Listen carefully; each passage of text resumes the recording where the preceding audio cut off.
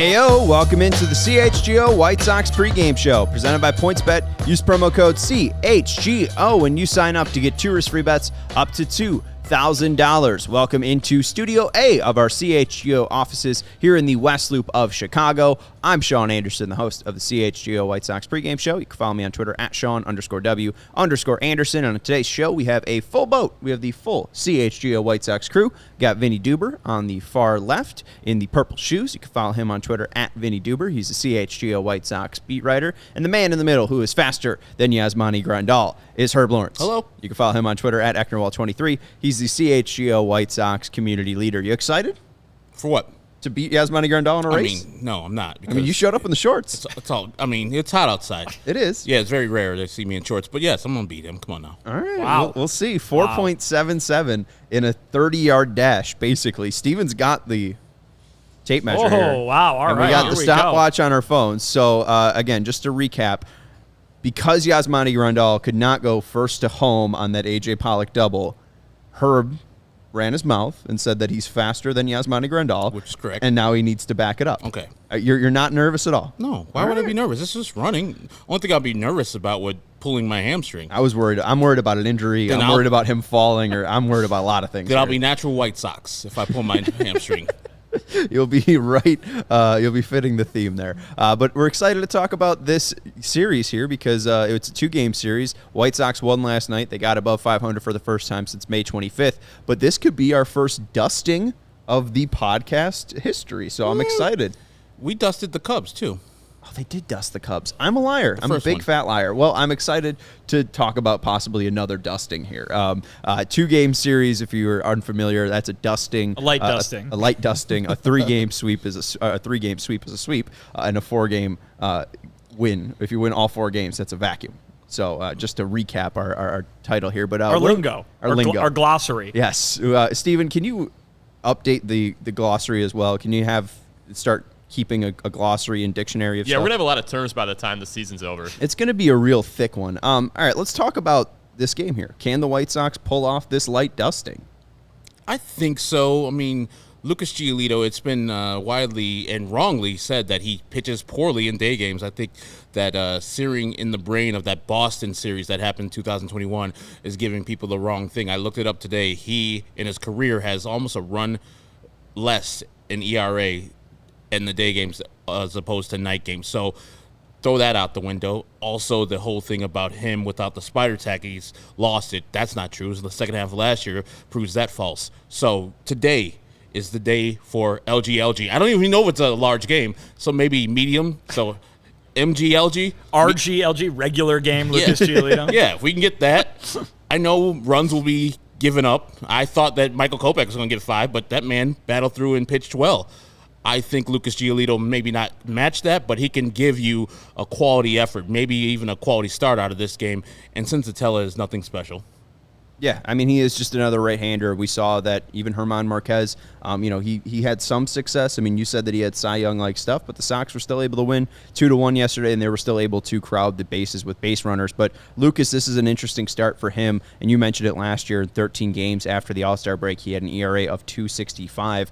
He came out of the All-Star break, started firing, ready to go. He faced off against Houston at the Cell and went 9 innings, 3 hits, 1 earned run. This is his first start since the All-Star break. I don't know. Second start, right. The first one was real ugly for Cleveland. He wants to flush that one. Maybe he's able to bounce back. Colorado's a difficult place to pitch. Giving up hits isn't a great recipe there.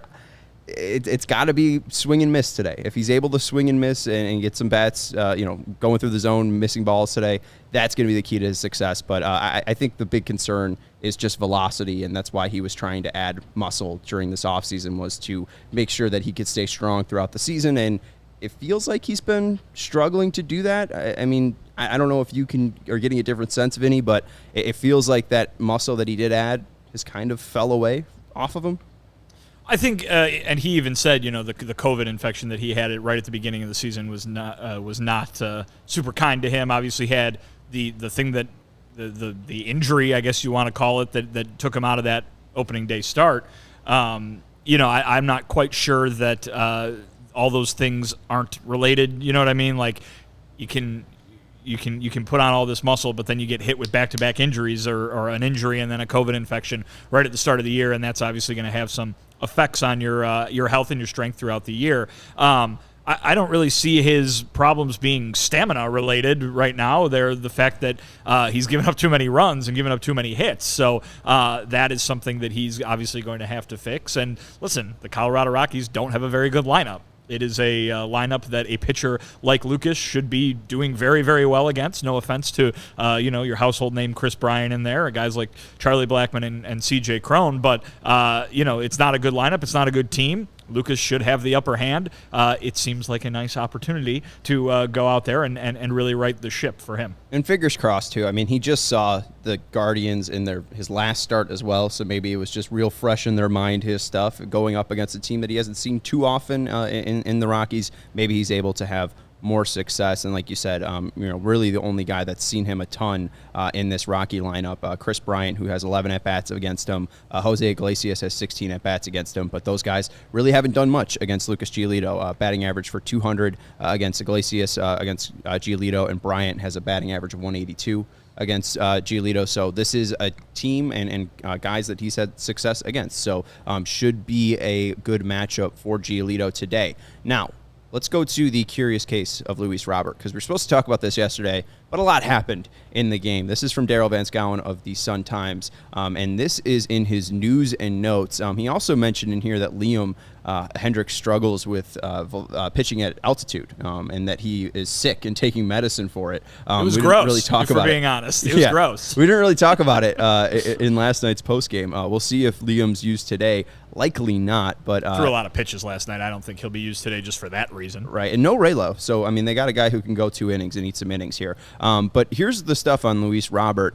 Center fielder Luis Robert on injury list with lightheadedness and blurred vision is eligible to come off the injury list Friday, but that seems unlikely. Robert isn't over the symptoms yet. Tony La Russa said he seems to be improving every day, except he's still getting tested. There's been an improvement, and he's been doing more baseball stuff. But other than that, the IL date is on Friday, but he hasn't played much. So first things first, when he's cleared, really to compete. And what's the smart thing to do? You hope for the best. So the White Sox are still hoping for Luis Robert to return on Friday. The 29th is going to be when he's first eligible to return. Doesn't sound great, though. And it is concerning that, again, like Tony said before, this wasn't a baseball injury that caused this. So where's our concern level here for Luis Robert?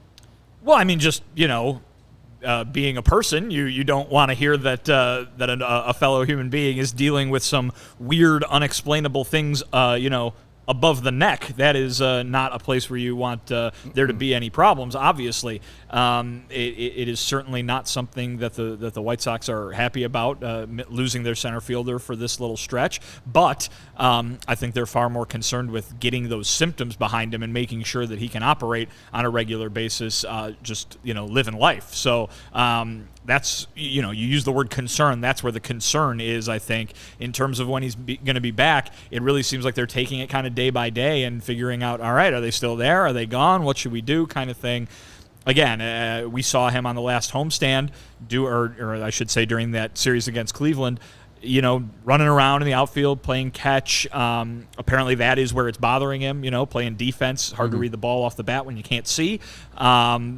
And he was, like Tony said there to Daryl yesterday, the reports are that he was doing better and feeling better and doing more stuff. But if it's not gone, I don't think you can feel comfortable running him out there. So it's worrisome from the fact that it's just kind of, think about if you or a loved one were dealing with that kind of thing, how worried you'd be, because that's a very not good thing to be dealing with. If you have a torn hamstring, you have a torn hamstring, and right. They can figure it out. This is a little bit more mysterious, and I think that's the part that is worrisome. Not from a when is Luis Robert going to be back in the lineup standpoint, but that's not something you want to be going through standpoint. Yeah. Right, and they're running through all these tests, and they still really haven't said what's wrong with them. Yeah. I see Joe R. mentioning vertigo, but Rick Hahn said that they don't really have anything to say that, right. This is what is causing this. Mm-hmm. It could be vertigo. It could be any other thing. Like Alex says, the symptoms are obscure. It's just lightheadedness and blurred vision. So the White Sox being out without their center fielder, their star center fielder, is a huge blow. And the fact that it's just so obscure and so mysterious is concerning, at least to me.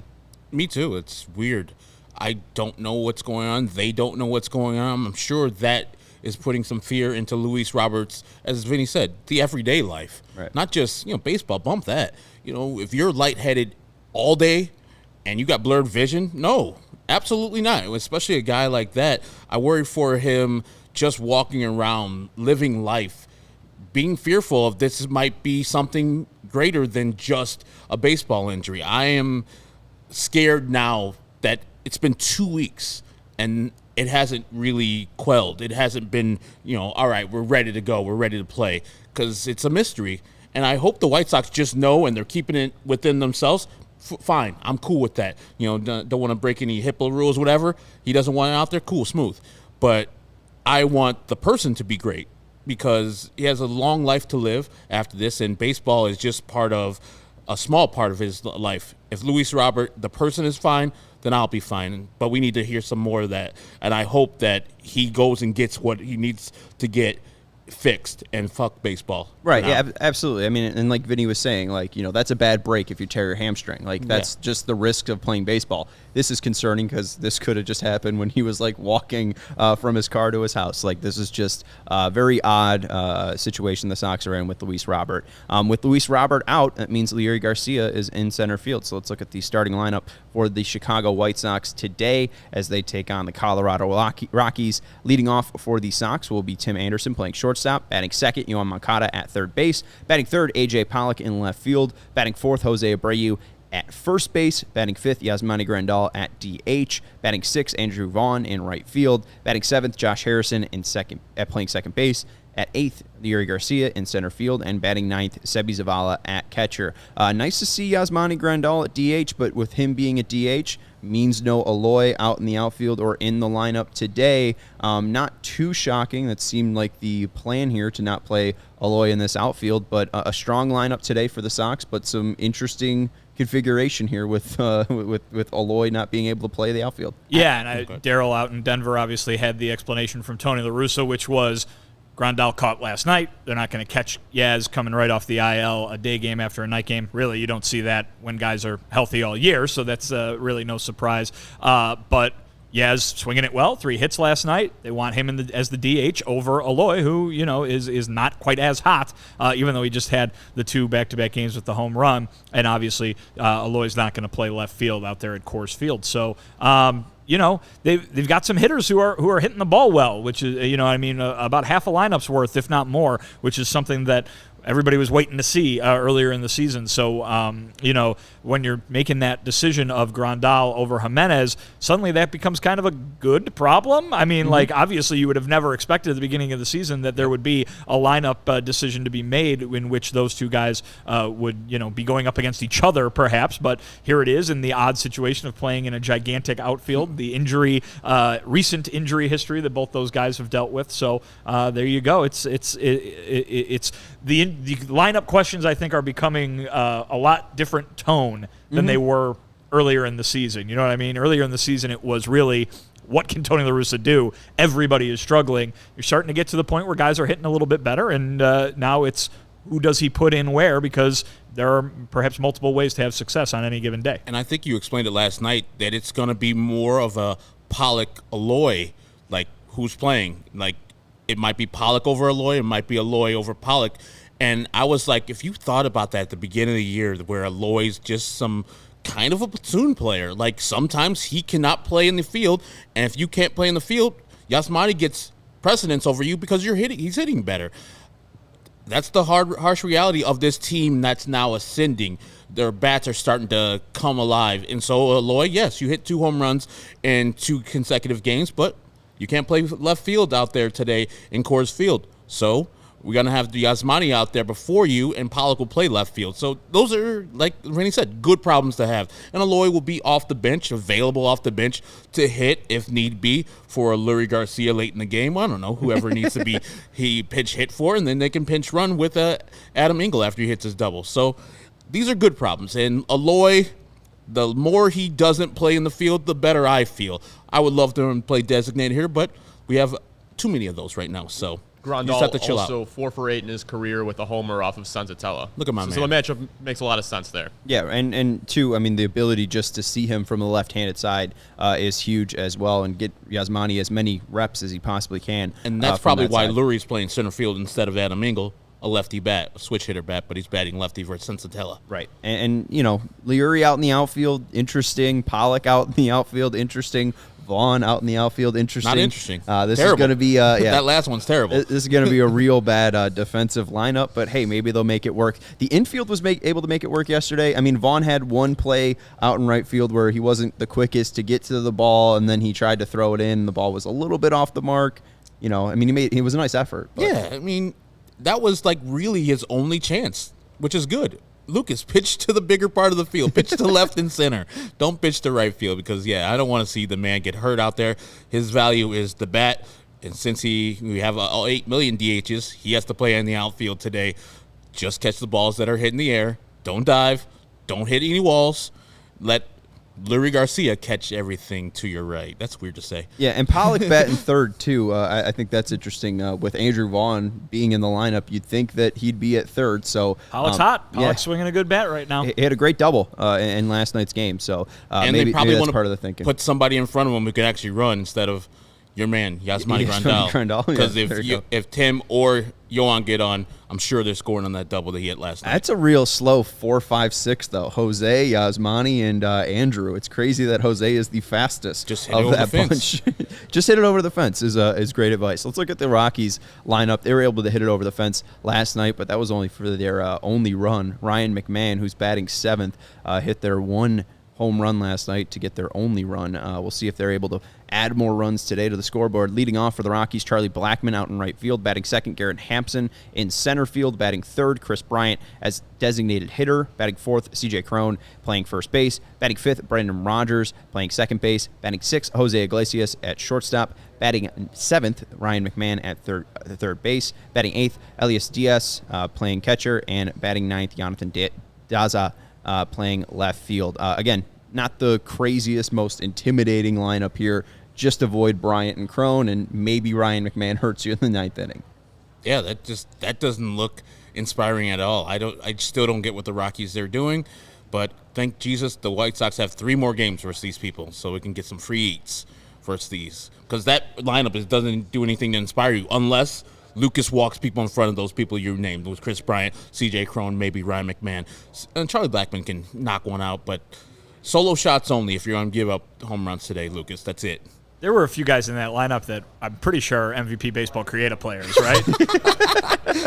I was like, that Daza. Those last couple. Is Like, that no Diaz? offense, guys. Daza, Congratulations on being Diaz. in the major leagues, but I have never heard of them Diaz. Yeah, Brendan Rodgers seems real fake. Brendan Rodgers. Well, he was a big is prospect very of theirs a and few now he's years just- ago. Yeah, I know, but just the name Brendan Minimally. Rodgers, and I know that he was a great prospect, but I mean he hasn't been that good of a player. No. So Happens. It does happen. It does happen. Anyway, so let's look at the pitching matchup today.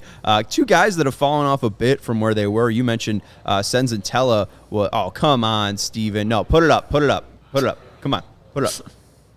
Wrong I'll get graphic. the right one. I'll get Come the right on. one. Michael Kopech pitched yesterday. You made the graphic. I know you made Let's the do that graphic. again. Let's get that same thing from Lucas Giolito today. That'll be perfect. There we 6 go. innings or 5 1/3. Perfect. Yeah, here's Not Lucas perfect, but Giolito. better than I'm expecting him to do today. I saw you make it, so I knew you had it. Lucas Solid Giolito, John Dowd reference from 2022. Alex down there. Very nice. 91 1/3 innings for Lucas this year, a 5.12 ERA, 101 hits allowed, 104 struck out, and 32 walks allowed. He's got an ERA plus of 78. Senzatella, 65 innings pitched, 4.98 ERA, 100 hits allowed, 38 Ks in 65 innings, and 16 walks allowed. He's got an ERA plus of 94. So the expectation we talked a little bit about for Gio, but make sure you avoid those walks, and you should be all right. Yeah, he should be all right. That lineup is nothing to get scared about. Make sure you execute your pitches when you do face Chris Bryant and CJ Crone. Chris Bryant's trying to leave. He hasn't left Coors Field yet as a Rocky, so I'm sure he's trying to leave the park today. And CJ Crone, we saw him, I think, last year with Detroit where he got hurt for the year. He's having a solid year for the Rockies. Just avoid those 2 guys, and Lucas Giolito should be fine. Keep the ball in the park, and if you happen to give up a solo home run, that happens in Coors Field. Don't even sweat it. get the next batter out. They hate walking guys. The pitchers hate walking guys. You know that's been on Lucas's mind. It's been on Dylan's mind recently. I'm sure Michael Kopech had some stuff to say about it last night. They hate walking guys because you're exactly right. They don't – I mean, I shouldn't say they don't care. They are not nearly as bothered when they give up a solo home run. One bad pitch out of all the ones that they threw, whatever. When it starts getting to be 8, 12, 16 bad pitches that they threw, then that's what really bugs them. That's how you keep the damage to a minimum. If he gives up 2 solo home runs and it's only 2 runs and the White Sox win 6-2, he will consider that a very good outing. If he walks a bunch of guys and those home runs become 3-run homers, that's when things really, really bug these pitchers. And obviously, doesn't take a baseball genius to know that that's not good. Absolutely. And hey, as long as he's missing bats today, if he's getting some swings and misses, I think that's a good sign for Lucas turning around. Even as Vinny's saying, if he allows a couple 2-run shots, we always ask for 6 innings or 3 earned runs or less. So I mean, even if he's escaping with 2 solo shots, it's still 2 earned runs. That's a good outing, especially for this team. The most important thing is scoring runs for this White Sox team. So as long as you're able to put up 5, Lucas, if you're going 6 innings and 3 earned runs, give it up to the bullpen, and hopefully they can carry you the rest of the way. We bring up the bullpen because I did mention that Reynaldo Lopez might have been available coming out of the bullpen today, but I did just see from Daryl, who tweeted, Reynaldo Lopez has dealt with back soreness since his last outing and is unavailable again today. So that means no Liam likely and no Reynaldo Lopez, and it'd be surprising to see Joe Kelly pitch on back-to-back. And Kelly and Graveman. Graveman both pitched yesterday, so and Lambert too. Could be one of those days like last Saturday in the doubleheader where you're seeing kind of a cobbled together late innings here. They probably would love Lucas Giolito to give him 7 today. That would be that would be very clutch. But yeah, I mean, listen, a guy like Matt Foster who has had some good moments, a guy like Tanner Banks who has had some good moments, maybe even Jose Ruiz, who I know everybody gets very triggered whenever they see or hear about Jose Ruiz. But before the last outing, I think it had been, 15 innings or something without giving up a run. So, listen, it's obviously not to the top of the depth chart, but they are there for a reason. They are on this team for a reason, and Tony has confidence in them. You've seen him deliver before.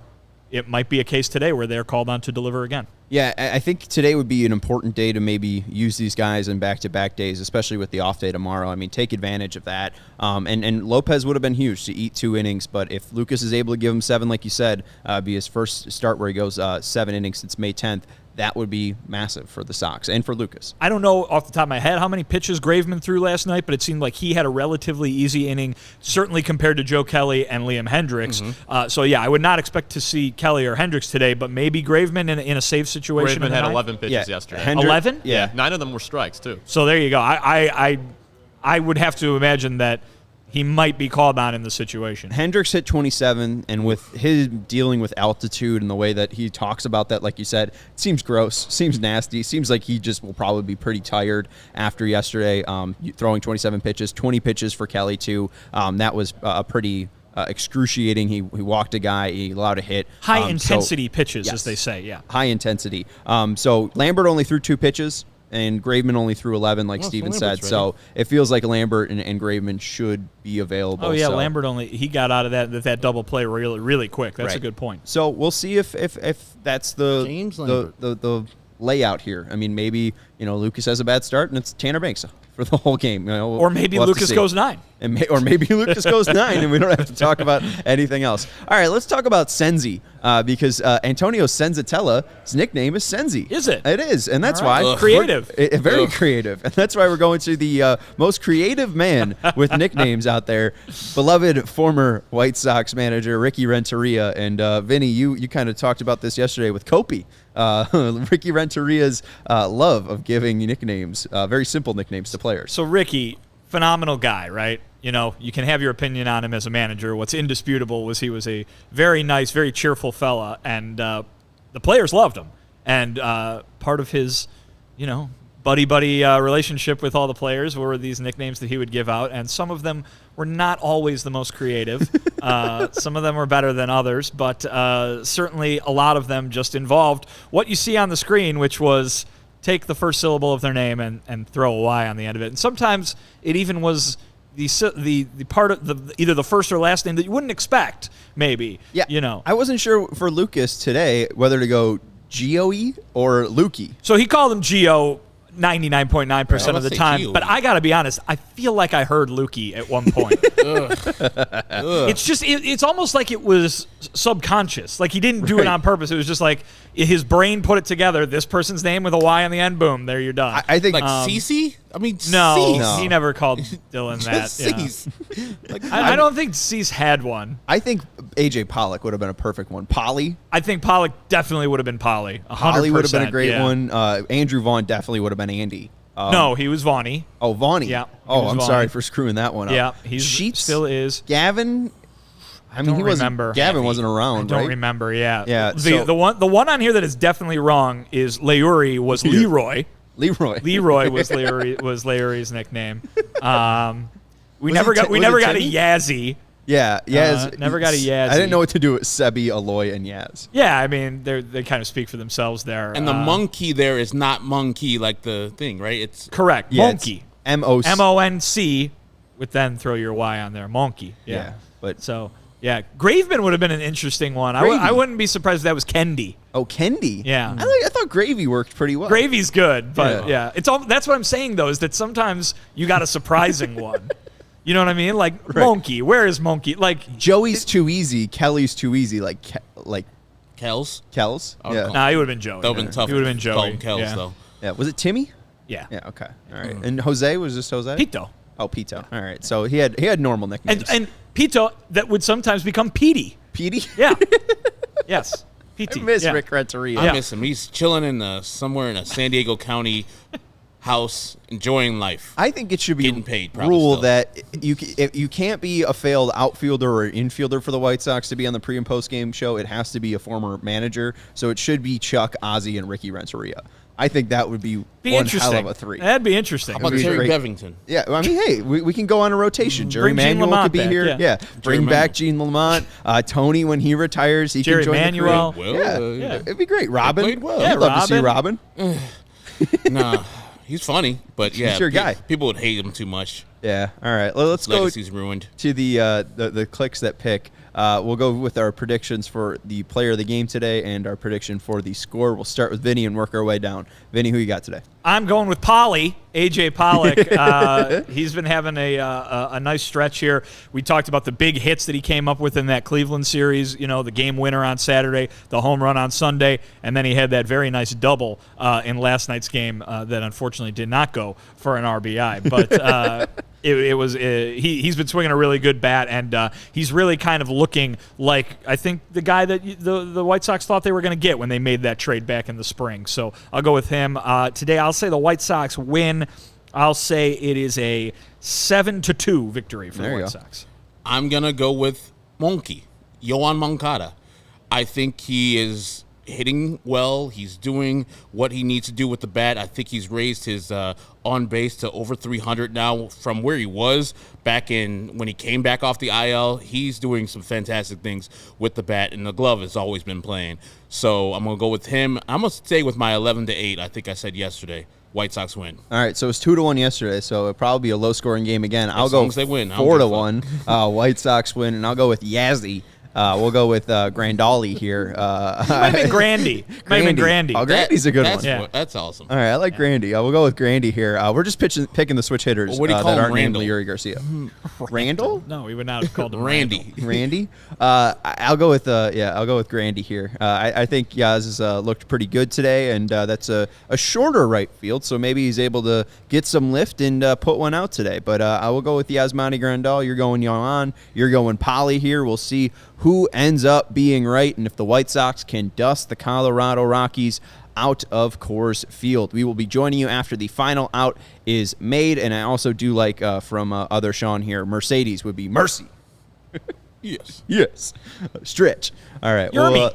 Yermy. We'll see after the final out is made, about 10 minutes after the final out is made here on the CHGO Sports YouTube channel. Make sure you guys join us after this White Sox win. Possibly. We'll see if they stay over 500. That's Vinnie Duber. You can follow him on Twitter at Vinnie Duber. That's Herb Lawrence. You can follow him on Twitter at Ecknerwall23. I'm Sean Anderson. You can follow me on Twitter at Sean_W_Anderson. Appreciate you guys joining us in the chat. Thank you to Steven for producing us, and we'll talk to you after the game. Go White Sox.